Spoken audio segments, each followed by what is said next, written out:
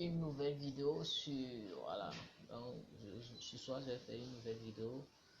Je vais parler de, voilà, d'un document que j'ai vu, un document parlant du trading, voilà, que j'ai lu, qui m'a, en tout cas qui m'a beaucoup, il a beaucoup influencé au métier de trading. Et ce document est intitulé La mémoire d'un spéculateur. Donc la mémoire d'un spéculateur, le personnage, en fait, le personnage, c'est un personnage fugitif. C'est pas un personnage réel. Donc, ils ont utilisé le nom de quelqu'un, un autre nom pour, voilà, pour donner, voilà, au vrai personnage. Donc, le vrai personnage, c'est Guess Livermore, donc le meilleur trader de tous les temps. Donc, c'est le meilleur trader de tous les temps. Et je crois que non, la majorité, voilà, connaît Guess Livermore. Et le document dont je parle,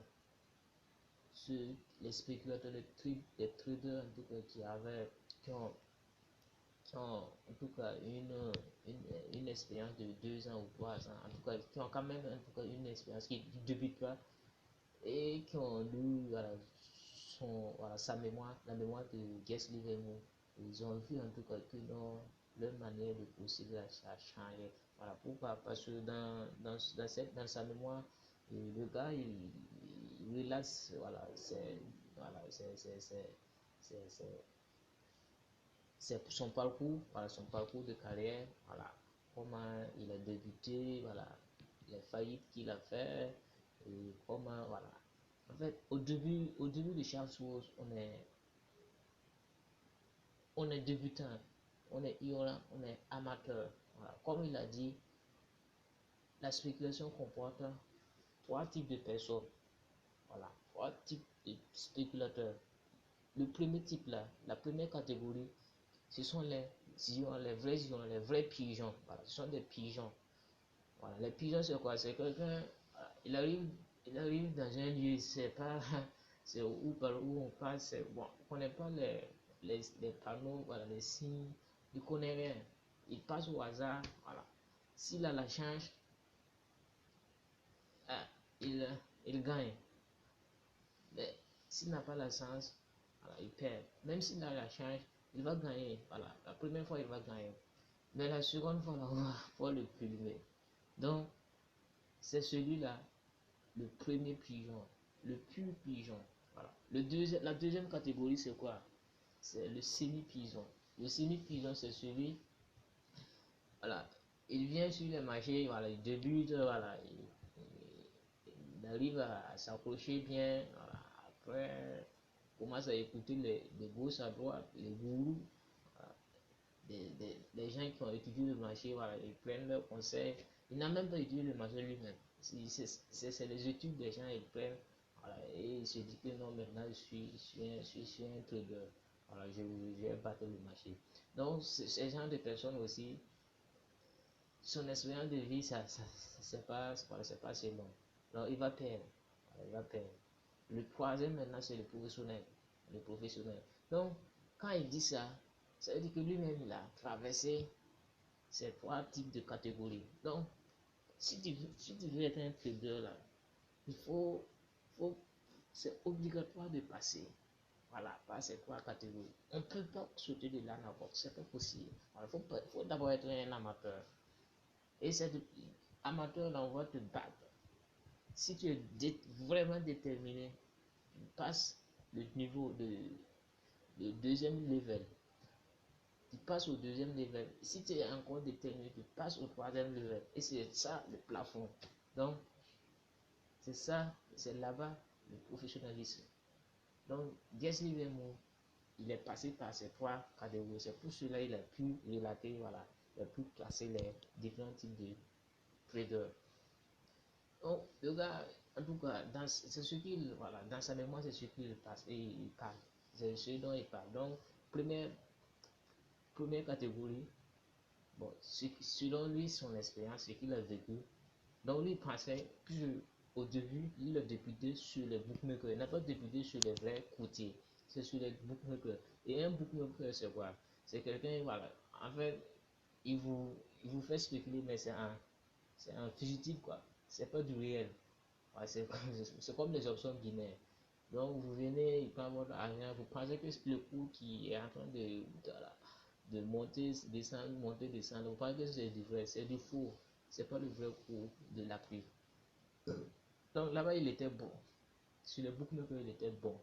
Lui, sa stratégie, là, ça marchait sur le bookmaker. Comme je crois maintenant grand, voilà, c'est cool, hein, et c'est normal. Voilà. Moi-même à sa place, voilà, c'est ce que je voulais faire. J'aurais fait réagir. Donc, je crois maintenant grand, voilà. Il fait quoi? Il a dit que non, il va décider maintenant d'aller sur les. Bon, mais c'est pas. En fait, d'une part, c'est ça, mais d'autre part, c'était une obligatoire. Voilà, puisque comme il gagnait souvent trop, et il est arrivé maintenant que non, les bookmakers refusent, voilà, c'est pari. Voilà, puisque comme c'est pas du réel là, et le, le capital et la caisse des bookmakers ne peut pas, voilà, chaque fois les jours, c'est, voilà, c'est gain. Donc, pas fini, ils ont refusé. Je n'ai pas assez de capital pour à chaque fois lui donner. Donc, ils ont refusé par fini. Donc, il était obligé, c'était une obligation, quoi. Il était obligé de passer, d'aller à New York. Voilà, New York, quoi, Exchange. Voilà. C'est là-bas maintenant les vrais traders. Et quand il est parti, ah, bon, il savait pas que, voilà, qu'il y avait une différence. C'est pas que sur les bookmakers, c'était du faux, et voilà, par rapport à Wall Street. Quand il est allé là-bas, ah, il a vu que non, ah, mon type, ce qui se passait sur le bookmaker, là, c'était du jeu. Ici, là, c'est du vrai maintenant. Là-bas, il faut être compétent. Il faut être compétent pour battre le marché. En rien de temps, ils ont tout, ils ont tout, l'ont liquidé, l'ont jeté du marché, hors du marché. C'est comme tu te jettes dans un fleuve, puis l'autre te rejette. Donc, vous voyez, donc ils ont rejeté du marché. J'en ai petit, va-t'en. Ici, c'est pas pour les enfants. Hein. Faut aller t'entraîner d'abord et puis revenir. Sinon, tu ne vas rien gagner ici. C'est pas du jeu. Ah, le petit a dit que non. Ah, en tout cas, ici, là, c'est pas du jeu. Et il a décidé de. Il a, ils ont, ils l'ont liquidé. Il n'a plus d'argent. Il est allé sur son. Je peux dire sur son tuteur, routier, quoi. Voilà, il a emprunté de l'argent, voilà, il est reparti chez le bookmaker dans une autre ville. Il n'est pas reparti dans sa ville natale. Puis il sait qu'ils s'il repart là-bas, ils vont refuser, ils vont toujours refuser. Donc il est parti dans une autre ville. Il a plumé là-bas encore. Il est revenu. Quand il est revenu, il a commencé à jouer et il a encore perdu. Le gars, il sait que non, de sa manière de jouer là, il n'y a aucun problème. Maintenant, le problème vient d'où? C'est le marché même. Voilà. À un certain moment, il a eu l'impression que non, c'est pas lui le problème, c'est le marché même. Sur là-bas, c'était rapide. Voilà. Par exemple, voilà, sur l'écran, sur le télégraphe, le téléscripteur plutôt. Voilà. Le coût d'une action pouvait afficher par exemple à 15. Et la vraie, et par exemple, s'il passe un ordre d'achat là, d'ici le commis va passer l'ordre là, ça sera à 16, 17. Donc lui ne peut pas. Oh pourtant, sa manière de jouer là, c'était, en fait, il rentrait, il bougeait pas trop, il rentre et puis il sort. Il cherche même pas, c'est comme le scalping. Il rentre et puis il sort. Pour lui, c'était comme cela. Chez lui, c'était ça sa méthode. Il rentre et puis il ressort. Il ne dure pas sur le marché. Mais cette méthode, cette stratégie-là, ça fonctionnait sur les bookmakers. Mais dans le vrai New York Stock 15, là, ça ne marche pas, ça ne marche pas. Voilà. Puis, là-bas, les cours là sont là. Donc, il a vu que non, franchement, c'est pas lui sa stratégie. Sa stratégie marche, mais c'est le marché qui est là. Donc, il va falloir que non, il change sa manière de jouer. Et il ne s'est pas découragé. Il s'est pas découragé. Donc, déjà, il a fini le level 1. C'est le level 2 maintenant. Il doit S'il arrive à franchir le level 2, c'est ça. Et il passe à level 3 sur la bourse. Mais il ne s'est pas découragé, puisqu'il était déterminé. Et c'était le seul affaire qu'il connaissait dans sa vie. Depuis qu'il est né, il ne connaissait rien faire si ce n'est pas spéculer. Puis il a commencé à l'âge de 14 ans. Et depuis qu'il a commencé, il n'a même pas fait autre chose si ce n'est pas spéculer. Donc, il est retourné encore chez les bookmakers. Voilà, il a essayé. Et lui, son but, quand il est arrivé sur le bookmaker, là, son but c'était de pulver voilà, de leur retirer le maximum de pouvoir plus devenir, commencer à étudier le marché, la vraie spéculation maintenant. Donc, il a réussi à retirer un peu d'argent chez les bookmakers et il est revenu. Maintenant, quand il est revenu, voilà, et il a commencé, voilà, et il a commencé il a vu maintenant que non, il faut qu'il change sa manière de spéculer. Voilà. Puisque avant, lui, il n'étudiait pas voilà, le marché, il n'étudiait pas les marchés. Le marché, c'est pas la tendance, c'est voilà, où va le marché, bon, et comment il va se passer. Bon, il ne suivait, il se jetait sur le marché de sortait. Donc maintenant, il a essayé de changer sa manière. Et puis c'est grâce à un vieux qui était, voilà, un vieux trader qui était à la bourse, voilà, qui était à la bourse. Le nom, bon, c'est un surnom qu'il a donné. Voilà, donc le vieux, un jour, il y a un gars qui est venu parler au vieux, un monsieur qui est venu parler au vieux, que mon vieux, que le tuyau dont je vous ai donné là, voilà, il est temps voilà, de quitter, de fermer vos positions et puis attendre une correction avant de l'acheter. Le vieux a dit que non, lui, il ne va pas quitter sa position. Le monsieur a demandé pourquoi. Il a dit que non, je ne quitte pas. Si je quitte, je vais perdre ma position.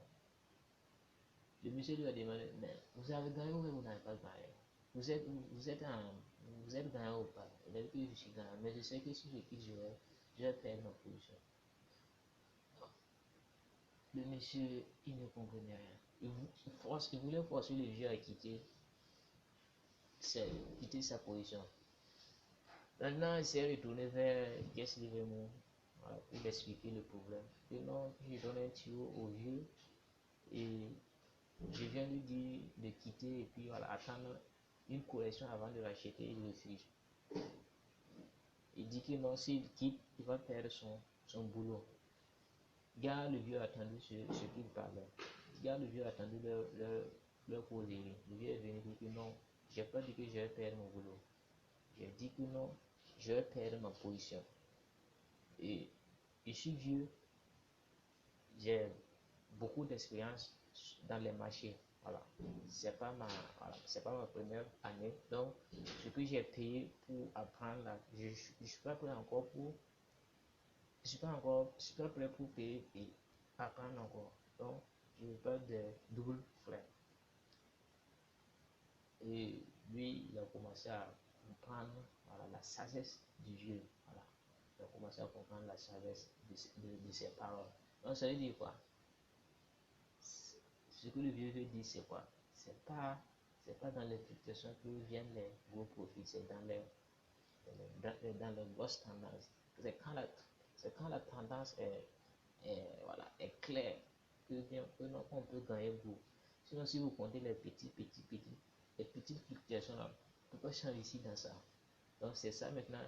C'est à partir de ce moment, à partir de ce jour que lui, il a changé sa manière de spéculer. Donc, et maintenant, il a décidé d'étudier le marché en général. Voilà. Il n'étudiait pas voilà, de façon particulière. Non, il étudiait le marché en général et il prenait ses décisions.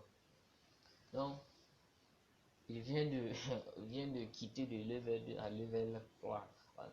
Mais dans level 3 aussi, il y a des obstacles. Voilà, il y a des obstacles. Beaucoup d'obstacles. Donc, je crois qu'on va arrêter là aujourd'hui. Et on va se retrouver pour un autre jour. Voilà, pour la continuation.